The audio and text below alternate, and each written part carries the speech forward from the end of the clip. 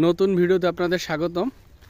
লাউয়ের মাচার যে তৈরি প্রাথমিক অবস্থা চলতেছে, এখানে খুঁটি পুঁতছেন। এ দেখেন মামুন ভাই বাঁশ সের কোপা চিকন করতেছে, সেলিম ভাই নিয়ে যাচ্ছে।